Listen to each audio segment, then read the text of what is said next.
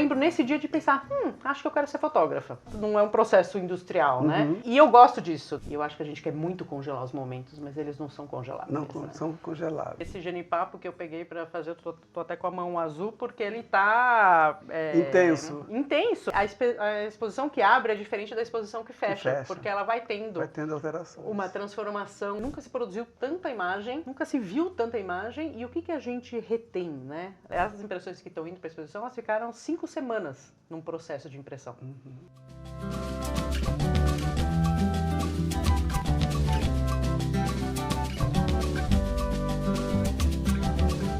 Olá, eu sou Zé Guilherme e você está aqui comigo no Entre Meios, canal de entrevistas no YouTube, com uma entrevista nova cada semana, toda quarta-feira às 19 horas, uma personalidade nova, assunto novo. Um papo leve, informal e, por que não, divertido. Já que você está aí, aproveita, se inscreve no canal, clica no sininho para receber as notificações em primeira mão, comenta e curte e vem com a gente toda quarta-feira às 19 horas. E hoje eu tenho aqui comigo uma paulistana, fotógrafa e artista visual. Me dá o prazer de vir aqui conversar comigo. Eu estou falando de Dani Sandrini. Dani, um prazer recebê-la. É uma satisfação que você se sinta em casa. A casa e a sala são suas. Obrigada. Prazer é meu de estar aqui. Bom, eu sempre começo o bate-papo pedindo para o convidado, para a convidada, contar um pouco de quem é essa pessoa. Então eu queria que você falasse um pouco de quem é Dani Sandrini. Origem, família, etc.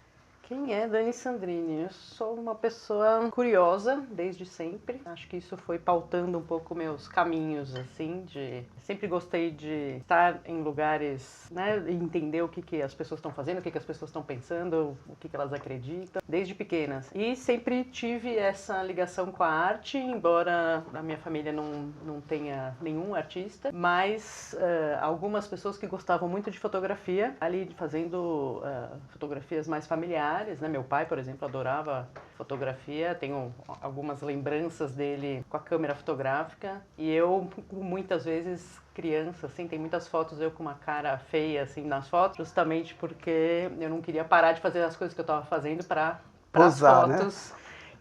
Então tem muitas, eu lembro muito dessas cenas assim de vai, para um pouquinho, vamos tirar uma foto, e eu com uma cara. O meu tio, irmão da minha mãe, também era um entusiasta da fotografia e ele me deu um ampliador quando eu comecei a fotografar, um ampliador que ele usou quando ele era jovem.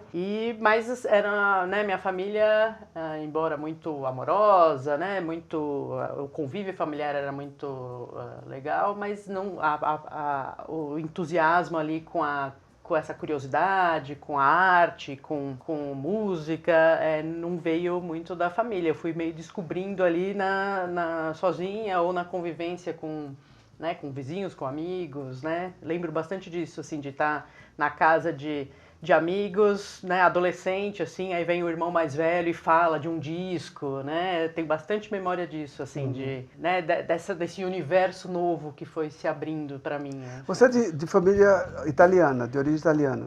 O Sandrini é italiano? Tem uma mistura de italiano, tanto paterno quanto materno, e também português e alemão. E como é que era essa mistura de... Então, a minha família sabe, a parte italiana é a parte que a gente sabe mais, de origem. A parte alemã é uma parte muito desconhecida, assim, que eu vou atrás, falo com todos os tios, ninguém sabe direito de onde veio, mas a última informação talvez tenha sido que uma tia, talvez seja uma família que veio, uma família judia que veio fugida, então também, né, mas essa informação é uma informação muito solta, mesmo pelos sobrenomes, assim, eu não consigo achar muito eu tenho uma história semelhante. Tem um pedaço um lado da família que tem descendência italiana e holandesa, mas também tem esse mistério, não se sabe direito, supõe-se que foi uma família que veio fugindo da guerra e do nazismo, etc., mas até hoje não se tem uma ideia precisa. A ideia mais precisa é do lado da descendência indígena e negra, né? Que meu pai era filho de indígena e angolano, mas do lado da minha mãe sempre ficou uma coisa obscura. Só complementando, é interessante porque a gente sempre soube muito a história da família do meu avô paterno, né? Da Itália e tudo mais. E a minha avó paterna era descendente de português, né? E passaram os anos, aquela coisa, minha mãe mudou de casa há 2 anos atrás, a gente estava ajudando na mudança, aquela coisa de, vamos ver o álbum de casamento. De repente, eu e meus irmãos, a gente se reconheceu ali naquelas fotos, que lógico que a gente lembra da cara deles, mas a gente eles faleceram quando a gente era adolescente, né? E de repente a gente fala, nossa, olha a minha avó materna, que é essa que tem a história de que talvez fosse de uma família judia, e a minha avó paterna, descendente de portuguesa, mas com uma cara de árabe. E a gente falou, e eu fui morar no Oriente Médio, morei em Israel, morei em países árabes também, então é engraçado assim pensar, né, nesse caminho que eu e meus irmãos, a gente falou, nunca tinha pensado nisso, que a minha avó paterna tinha muita cara de árabe e a gente não tinha se dado conta disso, né? Foi um aprendizado que veio depois, né? E formalmente, assim, oficialmente, digamos, quando é que a fotografia tomou conta da tua vida, assim, do ponto de vista de atividade mais regular? Então, sabe que eu sempre tive muitos interesses por muitas áreas, né? Mas a arte sempre esteve perto, né, de mim desde adolescente. Mas eu lembro de um momento quando eu estava no 8º ano, em que eu estava fazendo uma viagem com a escola e aí eu fiquei um tempão ali com uma câmerinha dessas que... Kodak. Da família ali. E eu fiquei um tempão para fazer uma foto ali e eu lembro nesse dia de pensar, acho que eu quero ser fotógrafa. Eu devia ter uns 14 anos, assim. E aí eu lembro também de numa outra situação que eu estava também numa viagem com uma amiga e com a família dela. Eu fiquei ali um tempão também tentando fazer a imagem que eu queria ali, e a gente tava num momento ali meio entediada, assim, e a família inteira tava entediada, porque tava chovendo ali, e eu fiquei um tempão ali, e eu era a única que não tava entediada, porque eu tava pirando nessa coisa da imagem que eu queria fazer. E nesse dia eu lembro também de falar assim, acho que eu quero fazer isso. A experimentação fotográfica, né? Mas sabe que aí depois, quando eu fui fazer vestibular, eu sou uma pessoa que tem interesses múltiplos, assim, que eu acho que isso até influencia no fato de eu querer ser fotógrafa, mas o meu espectro ia desde quero fazer arquitetura até quero fazer geologia, assim, era bem amplo. Assim. Então, mas eu acho que a fotografia tem um pouco disso também, porque cada hora você está fotografando uma coisa diferente, então eu fico realmente encantada com isso. Vou fotografar um trabalho com um geólogo, eu fico bem encantada mesmo com isso, assim. Vou fotografar, um dia eu fui fotografar uns caras que eram mecânicos de turbina de avião. Eu nunca tinha pensado que existia um mecânico de turbina de avião. Então essa variedade de coisas é uma coisa que me atrai, talvez seja por isso que eu tinha esses interesses tão múltiplos. De certa né? forma tem esse olho, né? Quer dizer, um olhar de percursos, de variedades, que eu acho que é muito rico para o fotógrafo, sim, né? Sim. Essa coisa de ter um olhar que aponta para um lugar que não é o lugar do olhar comum, né? O lugar comum de se olhar. Isso é muito interessante. Eu entendo bem porque também quando eu era adolescente eu tinha essa coisa de tudo que eu lia eu queria ser. Se eu via alguma coisa bonita de arquitetura eu queria ser arquiteto, se eu via alguma coisa bonita de medicina eu queria ser médico, se eu via um prédio bonito eu queria ser engenheiro, até definir o que queria ser eu fui muitas coisas. Né? Então é bem interessante essa fantasia adolescente, juvenil, que nos permite essa riqueza de não ter certeza de nada, de querer tudo um pouco. Terra, terreno, território. Vamos falar um pouco desse trabalho, que é um trabalho específico, uma exposição que você está estreando agora 23 de maio e que vai até 6 meses para frente. Até 5 meses, 15 de outubro. 15 de outubro. Isso. Que dá tempo de todos nós vermos sem desculpa, né? Então, Dá tempo de todo mundo ir ver. Gratuito. Conta um pouco desse projeto, desse processo que envolve uma questão aí bastante peculiar, mas eu vou deixar que você fale sobre ele. Então, esse projeto é um projeto que nasceu em 2018. Eu já acho que tem 2 frentes que fizeram esse projeto acontecer, né? Uma primeira frente é justamente a questão indígena no nosso país, que infelizmente os indígenas estão aí numa batalha intensa ali de conhecimento, de possibilidade realmente de viver, né? E a gente vai passando, né, por muitas situações, nos últimos tempos, né, agravadas, mas mesmo antes, né, de um não reconhecimento das terras indígenas, mesmo da história, né, que a gente aprende na escola.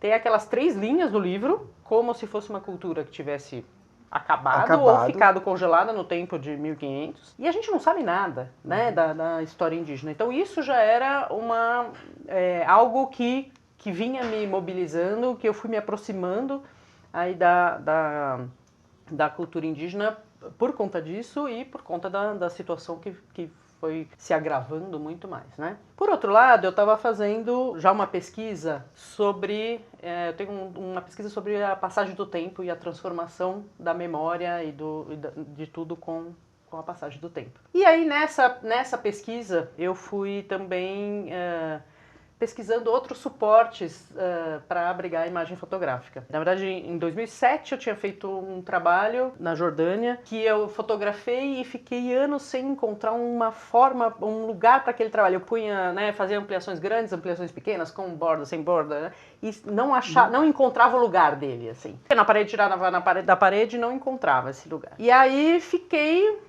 anos ali tentando dar um formato para esse trabalho e não encontrei, até que eu entendi que o suporte para esse trabalho não era o papel. Nesse caso, eu fiz umas imagens que viram, esse trabalho virou uma instalação que as imagens são impressas em tábuas de madeira, tipo tábua de carne, assim. Sim. E aí eu comecei, isso foi em 2011, 2012, mais ou menos, que eu comecei a fazer isso. Esse trabalho foi concluído em 2014, então demorou 7 anos, né, entre a captação das imagens e o trabalho realmente ir para o mundo, assim. E aí, então, também isso abriu uma porta de experimentação aí de outros suportes.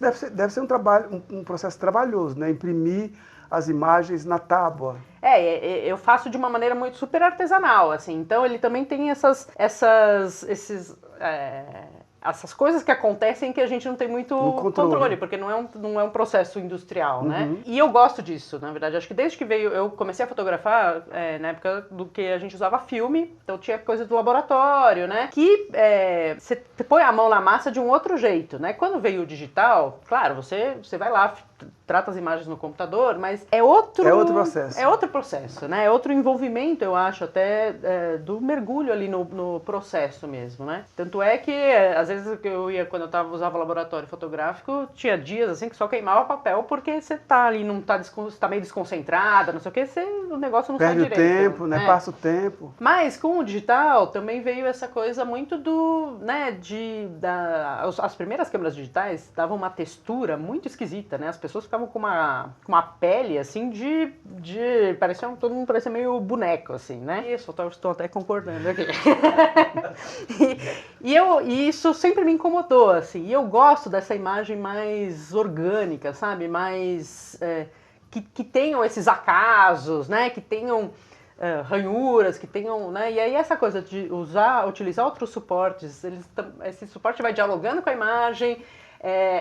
Esses acasos, né, do processo ali também vão dialogando com a imagem, e eu comecei a me envolver bastante com isso a partir desse primeiro projeto que eu fiz na madeira. E aí eu estava já fazendo essa pesquisa sobre a passagem do tempo, né, e a transformação da memória, e comecei a fazer alguns outros experimentos de uma imagem que ia desaparecendo, tudo mais, e aí acabei me encontrando com esses dois processos que eu utilizo nesse trabalho Terra, Terreno, Território, que um chama antotipia, outro chama fitotipia. A antotipia a gente pega pigmentos naturais, que pode ser de fruto, semente, folha, né, flor, e esse pigmento vira um material fotossensível para eu fazer a impressão fotográfica. No caso desse projeto, eu estou fazendo com genipapo, que é o pigmento que os indígenas usam para pintura corporal. E tem o outro processo que é a fitotipia, onde eu imprimo as imagens diretamente na folha de planta. E os dois processos são super artesanais,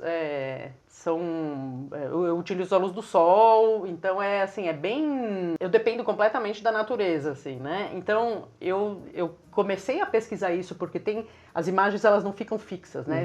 Esses processos, eles são processos do século XIX, mas meio que eles não foram para frente, vamos dizer assim, porque não se encontrou na época um jeito de fixar essas imagens. Isso é o que me interessa, na verdade, essa imagem que vai se transformando, né, com o tempo, assim. Na fotografia, a gente ouve muito uma fala, assim, né, na fotografia, fala assim, de congelar a imagem, né, congelar o momento, e eu acho que a gente quer muito congelar os momentos, mas eles não são congelados. Não são congelados. Eu me lembro, eu também sou um pouco fotógrafo, comecei lá antigamente, na época da máquina, do analógico, do filme, né, que a gente fazia experimentos, 2, 3, 4 revelações para conseguir achar o que queria, né?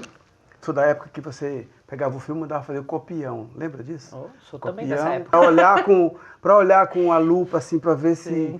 como estava a nitidez, etc. Tal. Então, só muito recentemente, apesar de já fazer um tempo, é que eu me acostumei mais facilmente com o digital. Eu ainda tenho muita coisa impressa da época do filme.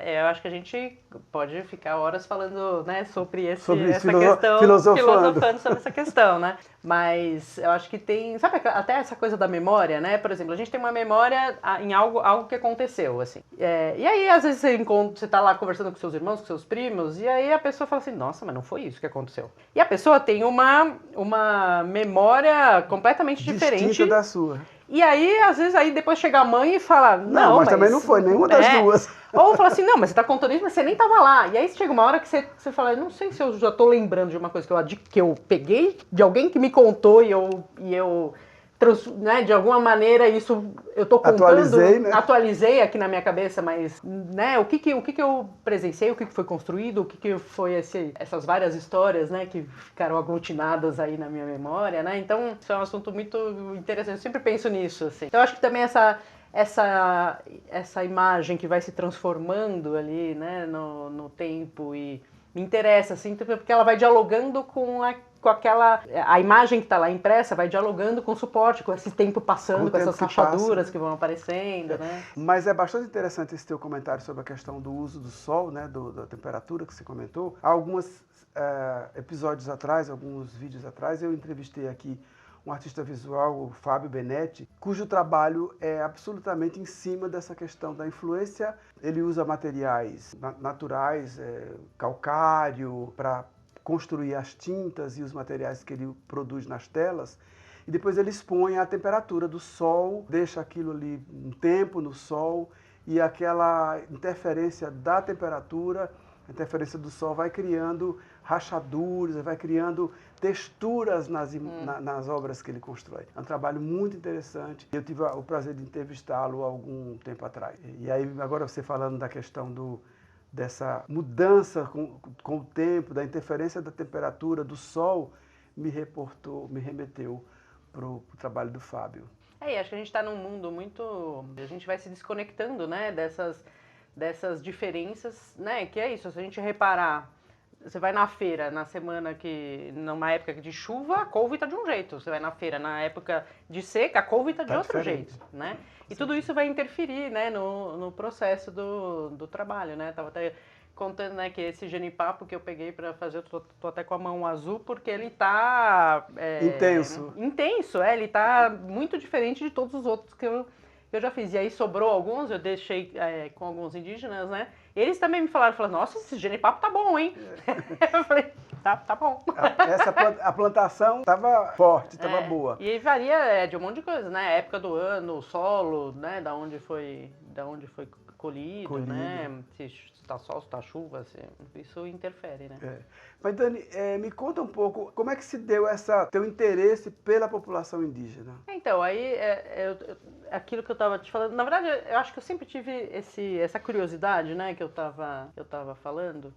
Eu sempre tive interesse em formas diversas de viver. Assim. E aí, só que eu sempre tive quando eu era mais nova, eu tinha um certo receio de me aproximar das populações indígenas, porque eu não queria ir nesse jeito turista né, de chegar. Assim. E aí eu fui, na verdade, conhecendo, né, lentamente por outros caminhos, né, pela universidade, por frequentar feiras de cultura indígena, e fui conhecendo as pessoas e me aproximando mais nesse fazendo uma aproximação, um processo mais natural, né? Sem a coisa do curioso. Embora eu tivesse uma curiosidade, mas não desse jeito... Não a curiosidade... externo. Missionária, né? Aquela coisa do missionário. Nem missionária, nem turística, né? Assim, que às vezes acontece, né? E, enfim, e aí eu fui me aproximando, e aí com essa junção, na verdade, né? Dessas coisas que eu te falei, né?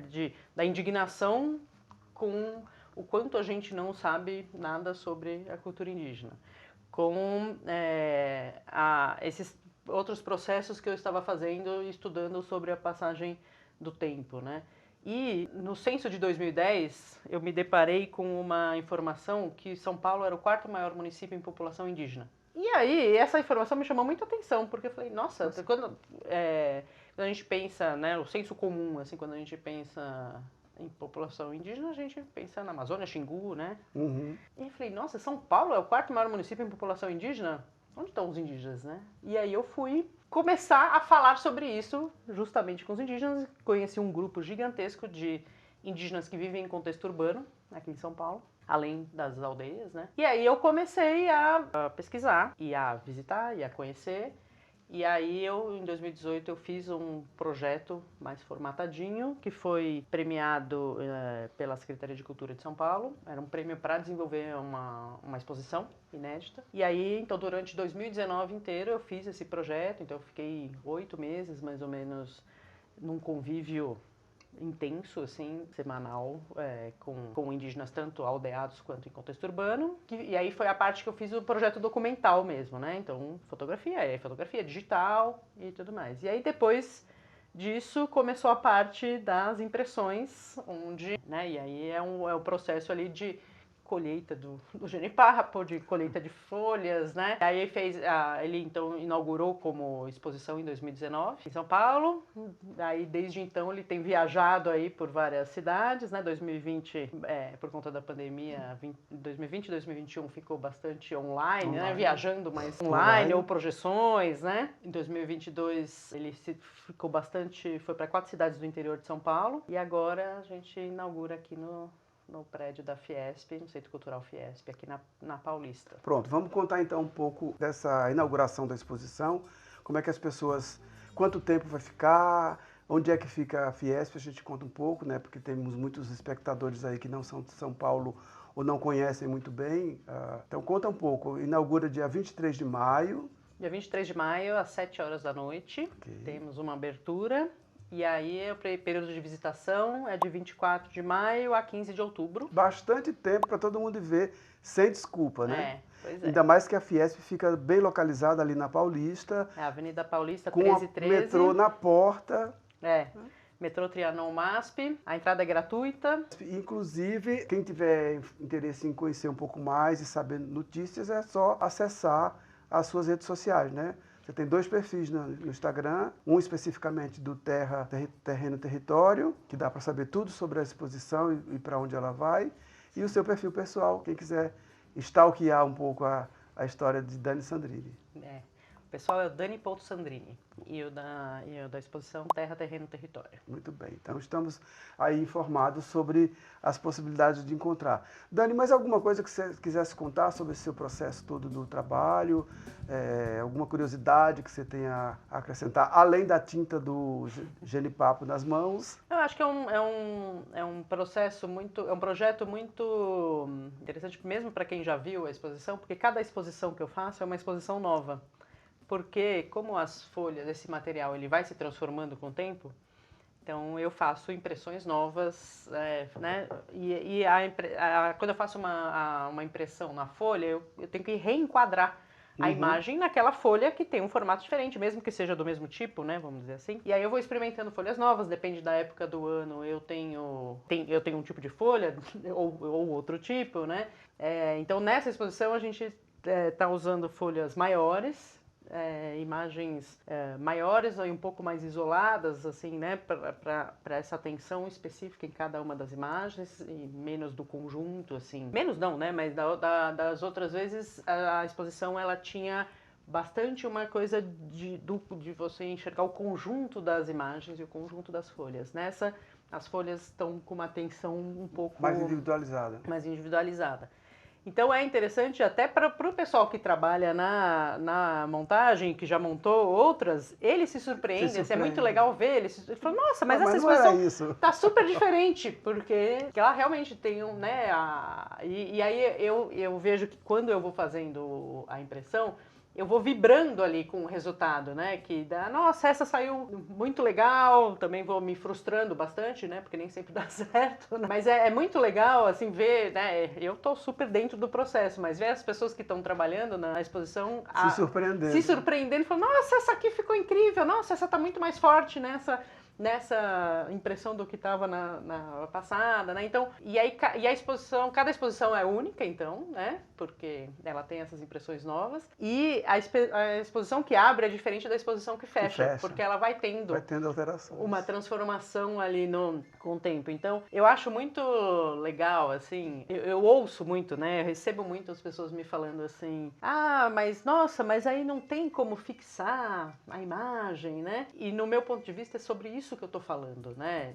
Dessa transformação constante que a gente vive, inclusive da cultura indígena, que como qualquer outra cultura, se transforma com o tempo, né? Mais uma coisa que eu tenho pensado, assim, bastante, escrevi um texto outro dia sobre isso também, onde é que vão parar as imagens, né? Porque a gente está num momento onde a gente produz tanta imagem, nunca se produziu tanta imagem, nunca se viu tanta imagem, e o que a gente retém, né? A gente acorda, abre o Instagram, vê 800 imagens, o que ficou na nossa memória, né? Dessas 800 imagens que a gente viu, a gente retém muito pouco e vê muito rápido, né? Então também acho que eu vou andando um pouco na contramão ali, né? Porque esse processo, por exemplo, ele é um processo muito lento. Então, né, se a gente vai pensar, né? Hoje é isso, fotografa, já posta, já tá na rede e também já morre muito rápido, né? Só pra você ter uma ideia, para eu fazer a impressão do Genipapo, essas impressões que estão indo para a exposição, elas ficaram 5 semanas num processo de impressão. Então, 5 semanas para imprimir uma imagem. Então, é um processo completamente ao contrário, né? Do oposto dessa aceleração, né? As folhas tem um processo um pouco mais rápido, mas mesmo assim são 3 dias, 5 dias, né? Então, eu acho que também é um convite aí para esse desacelerar mesmo, né? E para essa relação diferente com o tempo, porque a gente faz tudo com tanta pressa, mas não sobra tanto tempo, né? A gente está tão apressado, mas não é que está sobrando tempo, né? Como é que tem sido das vezes que a exposição viajou aí ou esteve online, como é que tem sido a receptividade do público? Olha, incrivelmente eu recebo muitas pessoas que me inscrevem pelo Instagram. Nossa, vim ver sua exposição, tô pensando nessa exposição já faz um tempo, né? Essa exposição mexeu muito comigo, né? Porque eu acho que ela vai acessando outros canais que não só o visual, sabe? Né? Acho que a gente tá muito acostumado, né, na fotografia pensar muito no visual, mas eu acho que é isso, a exposição tem cheiro, né? Tem cheiro, as folhas têm cheiro, né? Tem uma textura ali né, que mesmo que você não encoste, mas que você vê ali, né? Então, eu acho que ela vai convidando para essas percepções para além do visual, né? A gente as pessoas que enxergam acabam tendo até os outros sentidos mais abafados. Por conta da visão. Do olhar. Né? Inclusive, a exposição também tem acessibilidade. 30% da exposição está acessível para pessoas com deficiência visual. Okay. Então, a gente tem piso tátil, tem 9 obras táteis, 20 obras com audiodescrição. E aí, a ideia também é que nesse conjunto, tanto dos áudios quanto das peças táteis, a pessoa possa ter uma ideia um pouco desse conjunto da exposição. Tá. Né?